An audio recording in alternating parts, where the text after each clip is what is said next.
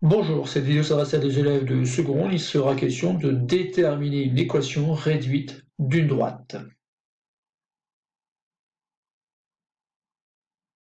Donc l'énoncé de l'exercice est le suivant, il est tout simple, c'est déterminer les équations réduites de deux droites AB et CD, et on va voir qu'il y a deux cas de figure. Donc petit a, on observe que les deux points A et B n'ont pas la même abscisse. L'abscisse du point A c'est 6, l'abscisse du point B c'est 3. Ça veut dire tout simplement que la droite AB n'est pas parallèle à l'axe des ordonnées et donc admet une équation de la forme y égale mx plus p avec m et p appartenant à r.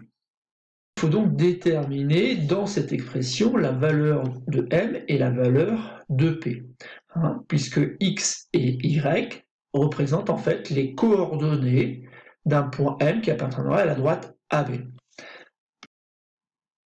Donc on va commencer par déterminer la valeur de m. M étant le coefficient directeur, on a appris que m s'écrivait comme étant m étant le coefficient directeur, normalement on a appris que m s'écrivait comme étant yb moins ya sur xb moins xa. Donc il ne reste plus qu'à faire le petit calcul pour trouver la valeur de m. Donc yb c'est moins 8. YA, c'est moins 2, mais attention, cela devient donc moins 2. XB, c'est 3. 3, donc moins 6. Donc on fait le calcul. Donc moins 8, moins 2, donc ça fait moins 8 plus 2, donc ça fait moins 6. Et au dénominateur, on obtient 3 moins 6 qui donne moins 3. On obtient donc que m égale 2. Donc on en déduit que l'équation tout simplement s'écrit y égale 2x plus un nombre p. Donc il faut déterminer la valeur de ce nombre p. Alors comment fait-on pour déterminer la valeur de ce nombre p? On va faire en sorte que le point A, par exemple, appartienne bien à cette droite.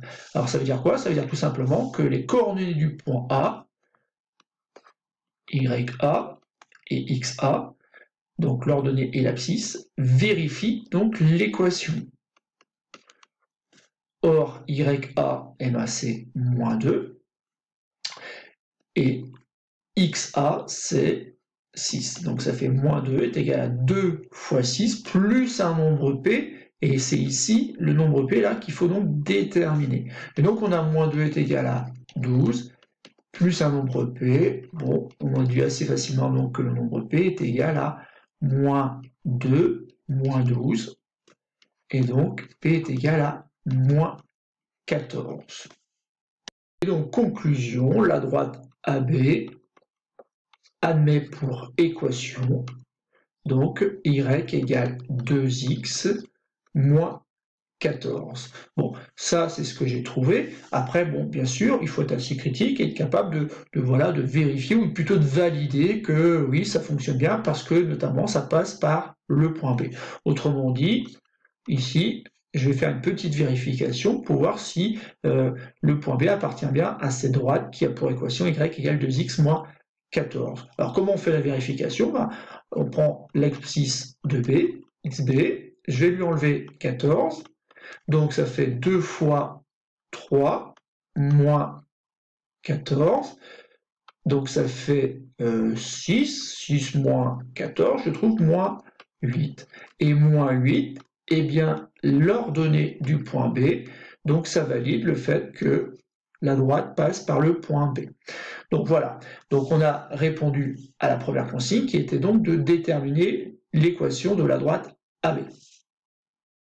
On va passer donc à la droite CD, et là je vous demanderai de faire très attention, donc de bien observer avant de se lancer dans un calcul qui n'aurait pas de sens.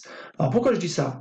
Tout simplement parce que ici, l'abscisse du point C et l'abscisse du point D sont à chaque fois égales à 1. Donc il est hors de question d'utiliser la formule avec, ici au dénominateur, xd par exemple, moins xc, parce qu'on va avoir 1 moins 1 qui vont donner 0. C'est pas très joli de faire une division par 0, puisqu'en fait on ne peut pas faire division par 0. Donc ça ne marche pas. Et en fait, ici, la droite CD, de toute façon, n'admet pas de coefficient directeur. La droite CD, c'est tout simplement la droite qui est parallèle à l'axe des ordonnées et qui passe par les points d'abscisse 1.